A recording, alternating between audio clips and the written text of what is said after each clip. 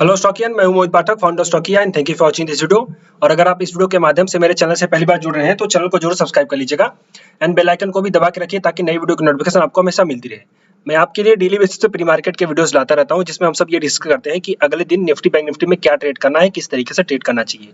कल मैंने लाइव किया था आपके लिए।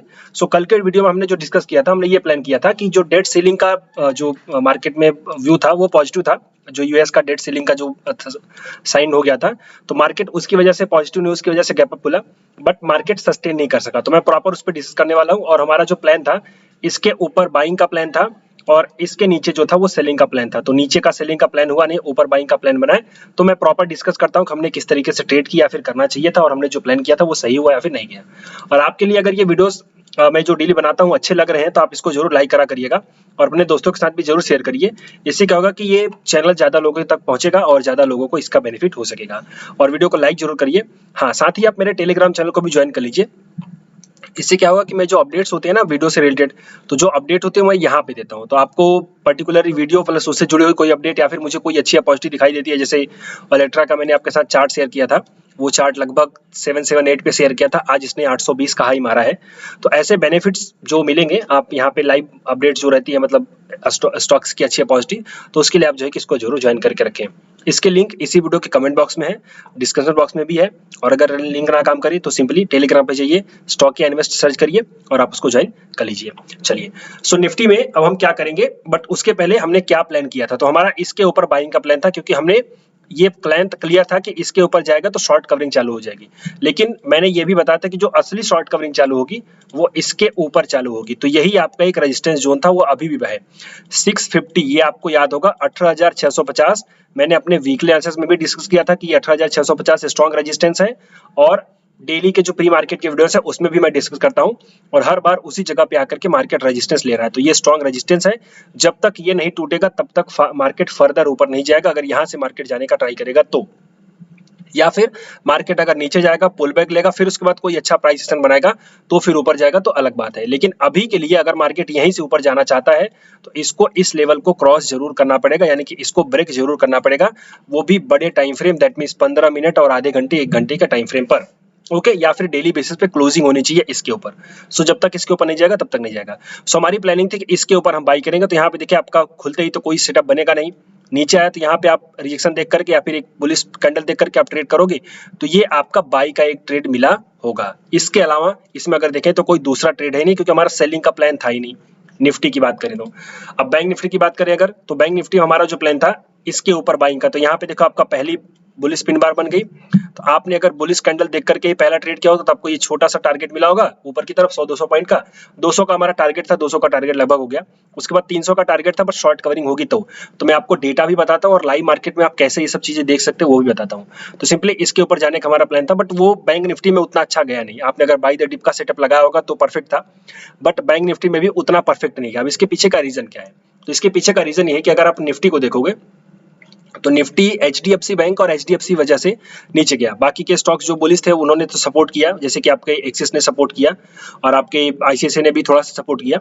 ओके, आईसीआईसीआई ने सपोर्ट किया, एक्सिस सपोर्ट किया और आपके रिलायंस ने हल्का सपोर्ट किया। तो निफ्टी को उसको सपोर्ट करने वाले थे, लेकिन बैंक निफ्टी को कोई सपोर्ट करने वाला था नहीं। ओके, तो बैंक निफ्टी को कोई सपोर्ट करने वाला नहीं था, एचडीएफसी बैंक और एचडीएफसी। हालांकि एचडीएफसी बैंक सिर्फ बैंक निफ्टी का पार्ट है, एचडीएफसी नहीं है।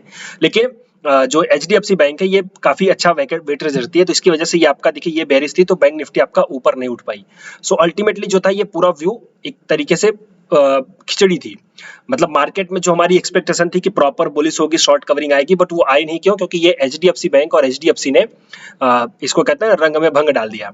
तो ये चीज है, तो सिंपली इनकी वजह से मार्केट आपका पूरा साइडवेज रहा और मार्केट आपका निफ्टी बैंक निफ्टी दोनों, तो निफ्टी थोड़ा सा बुलिश था लेकिन बैंक निफ्टी ज्यादा साइडवेज हो गया। अच्छा, ये आपको कैसे पता चलेगा, तो मैंने आपको डेटा भी देखना सिखाया हुआ है। तो मैंने कहा था कि जब आप देखोगे डेटा, सो पुट का ओआई बढ़ेगा, कॉल का घटेगा तो ही। तो यहाँ पे देखो 550 का कॉल घट रहा है, लेकिन 600 वाला कॉल नहीं घट रहा है। तो 600 का कॉल का ओआई घटता तो ही मार्केट ऊपर जाता। यहाँ पे आपको पता होगा पीसीआर कल 7.2 था, आज 8.2 है। पीसीआर थोड़ा सा बढ़ा है, बुलिश पोजीशन बनी है, बट ये जो 600 का कॉल का ओआई था वो घटा नहीं। और आप देख सकते हो सुबह सुबह से कोई भी घटा नहीं है, ये उल्टा बढ़ा है। तो ये एक सिस्टम था कि आप ये समझ सकते हो कि मार्केट आपका ऊपर नहीं जाएगा, बिकॉज जो प्राइस एक्शन बुलिश होना चाहिए तो प्राइस जब बुलिश सेक्शन है तो उसके साथ साथ डेटा को भी सपोर्ट करना चाहिए। डेटा आपका सपोर्ट नहीं कर रहा था, डेटा आपका ओवरऑल नेगेटिव हो गया था। निफ्टी में भी देखें तब भी शॉर्ट कवरिंग हुई, क्योंकि जो गैप अप की वजह से जो फंसे थे उन्होंने शॉर्ट कवरिंग करी, बट ओवरऑल इंट्राडे बेसिस पे फ्रेश बुलिश पोजीशन नहीं बनी। इंट्राडे ट्रेडिंग के लिए पोजिशनल बेसिस पे बनी है कि नहीं वो तो हम डिस्कस करेंगे, बट इंट्राडे बेसिस पे फ्रेश बुलिश पोजीशन नहीं बनी। दिस इज व्हाई मार्केट आपका और ऊपर नहीं जा सका और आपका साइडवेज रहा। ये चीज याद रखेंगे, ओके। और ऐसा हमेशा याद रखो, जब भी आप नए हो, अगर आपको पता है तो आपको क्लियर होना चाहिए कि जब मार्केट आपका प्राइस एक्शन बुलिश हो लेकिन डेटा आपका बेरिश हो, ओके, तो वहां पे आपका मार्केट साइडवेज हो जाएगा, वोलेटाइल हो जाएगा। ये चीज आप अच्छे से याद रखो। और अगर ये सब नहीं पता है, सीखना चाहते हो, तो हर महीने मेरी नई बैचेस चलती रहती हैं। उसके लिए आप ये होम पे ये वीडियो है, इसमें मैंने अपनी पूरी क्लास की डिटेल दे रखी है। सो क्या क्या आपको सीखने को मिलेगा, आपको टोटल डिटेल यहाँ पे दे रखी है। अगर आप चाहो तो इस कोर्स को ज्वाइन कर सकते हो। अगली बैच जो है 20 जून से चालू होगी। हर महीने बैचेस चलती रहती हैं, सो आप चाहे किसी महीने में चाहो ज्वाइन कर सकते हो, बट अभी के लिए 20 जून से चालू होगी। उसमें लगभग 16-17 दिन है, तो आप चाहो तो ज्वाइन कर सकते हो ये वीडियो देख करके, ओके। चलिए, तो यहाँ पे मैं प्रॉपर समझाता हूँ कि कैसे हम सब डेटा को अंडरस्टैंड करें और मार्केट का व्यू कैसे पता चलेगा। तो एक तो ये था। अब हम समझते हैं कल के लिए क्या करेंगे। तो आज के लिए तो देखिए मार्केट हमारा सही नहीं था, ना बुलिश के काम आया ना बेयर्स के काम आया।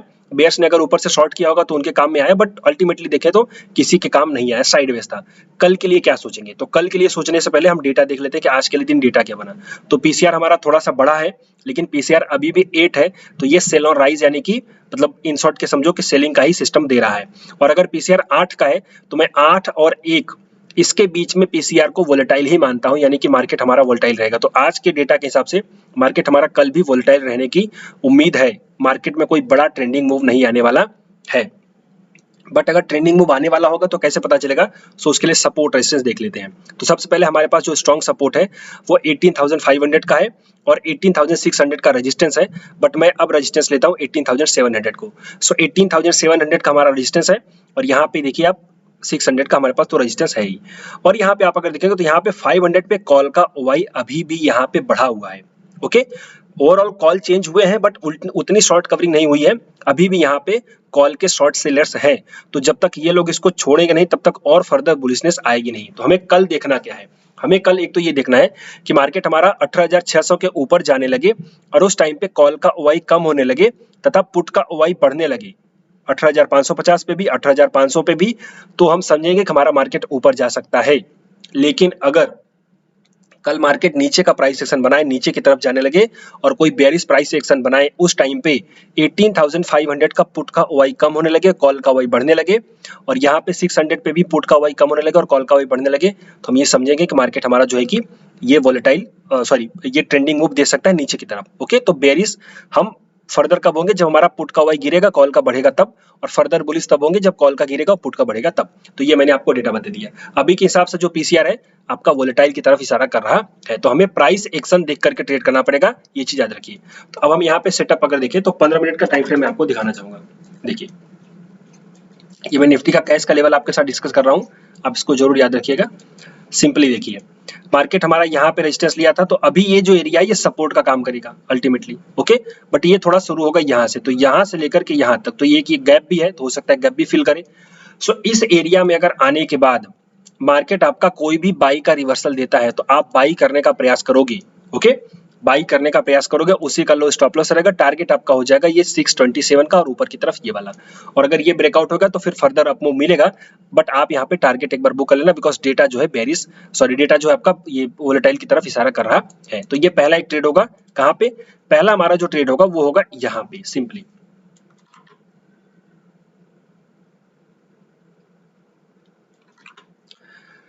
574 से 575 ले लो, तो 575 से और आपका सीधे सीधे 566। तो यहाँ पे इस रेंज में अगर मार्केट आए तो हम यहाँ पे कोई भी बाई का रिवर्सल देख करके बाई करेंगे और ऊपर की तरफ जाने पे हम टारगेट बुक करेंगे। ये पहला प्लान होगा। दूसरा प्लान क्या होगा, यहीं पे ऊपर जाने पे यहाँ पे कोई सेलिंग का रिवर्सल देख करके हम सेल भी करेंगे। क्यों?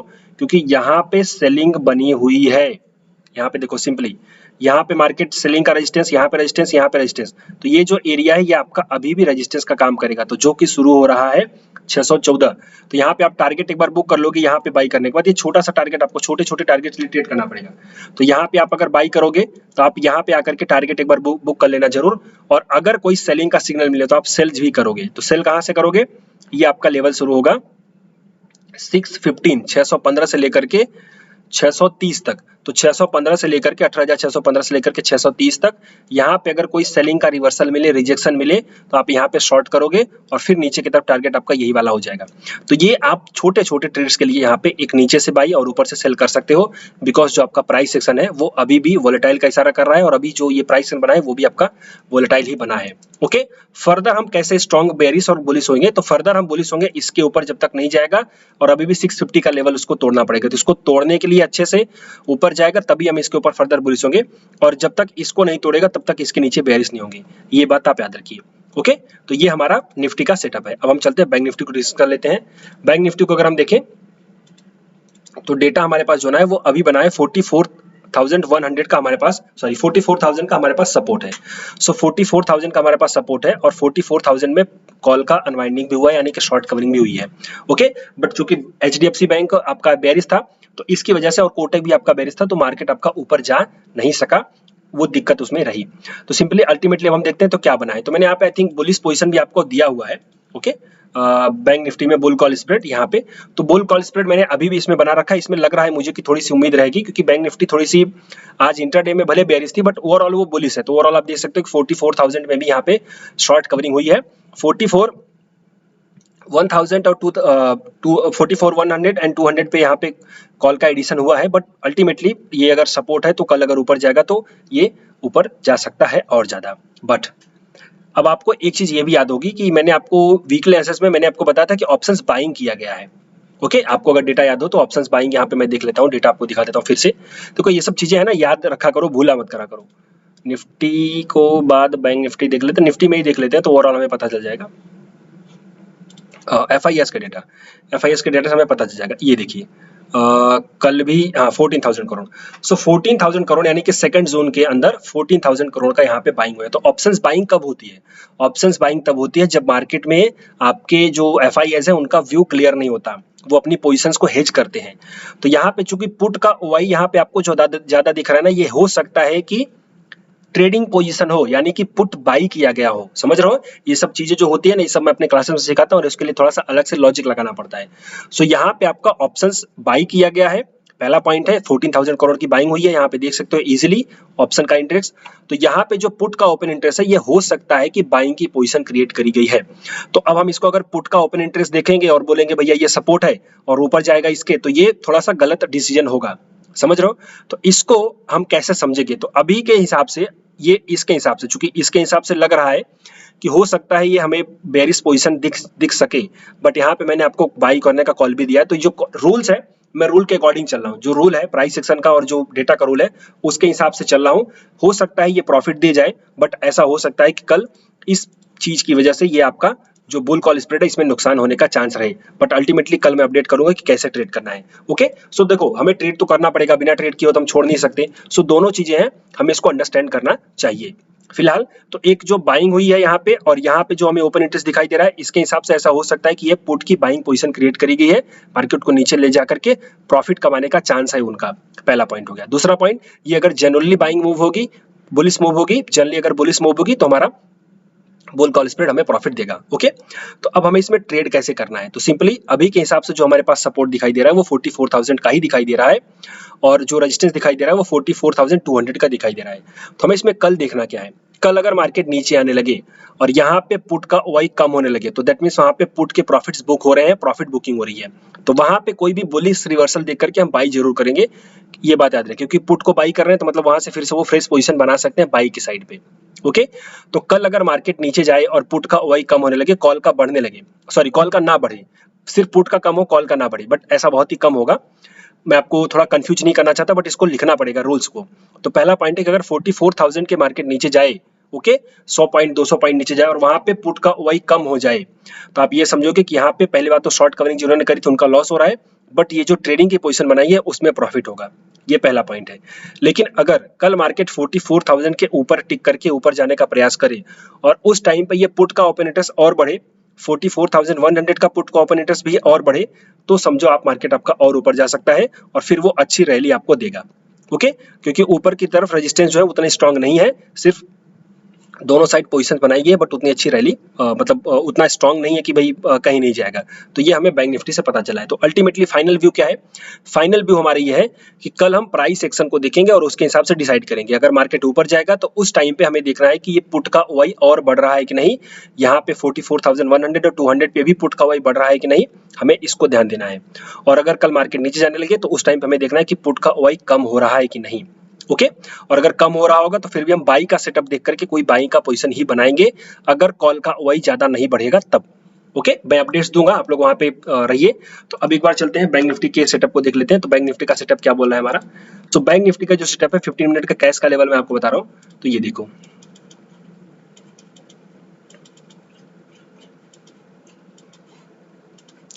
यहाँ से हमारा रेजिस्टेंस था, सेम उसी जगह से रेजिस्टेंस आपका दे रहा है। यहाँ पे देखिए ऊपर गया, सपोर्ट टूट गया, यहाँ पे ब्रेकडाउन हो गया, ये रेजिस्टेंस, यहाँ पे रेजिस्टेंस दो बार, इसने कंटिन्यू दो बार रेजिस्टेंस का काम किया है। तो रेजिस्टेंस का काम किया है यहाँ पे, तो सिंपली अगर कल, अब ये देखो डबल टॉप भी बना है, डबल टॉप का भी ब्रेकडाउन है, तो कल अगर ये ऊपर जाएगा और यहाँ पर से नीचे आएगा तो हम ट्रेड करेंगे, तो ये हमारा नीचे की तरफ टारगेट होगा। ये पहला टारगेट, फिर से पुल बैक लेकर के दूसरा टारगेट, तो ये एक हमारा सेल का ट्रेड होगा। ओके ये चीज याद रखो। अब हमारा पहला ट्रेड हम एंट्री कहां से करेंगे? तो पहले ट्रेड में हमारी एंट्री होगी, ये बात याद रखिए सिंपली।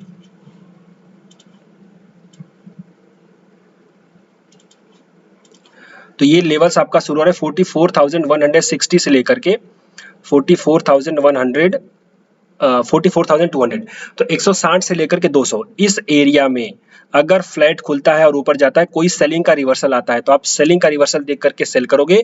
क्यों? क्योंकि यहाँ पे एक आपका प्राइस सपोर्ट दे करके फिर से ब्रेकडाउन यहाँ पे दे दिया है, तो कल ये रैली कंप्लीट होगी। अगर ये फ्रेश सेलिंग वाली होगी, जैसा कि मैंने बताया वहाँ पे पुट बाई किया गया है, तो ये ट्रेडिंग की पोजीशन बनेगी। तो यहाँ से आपका टारगेट होगा सीधे नीचे की तरफ, ये वाला।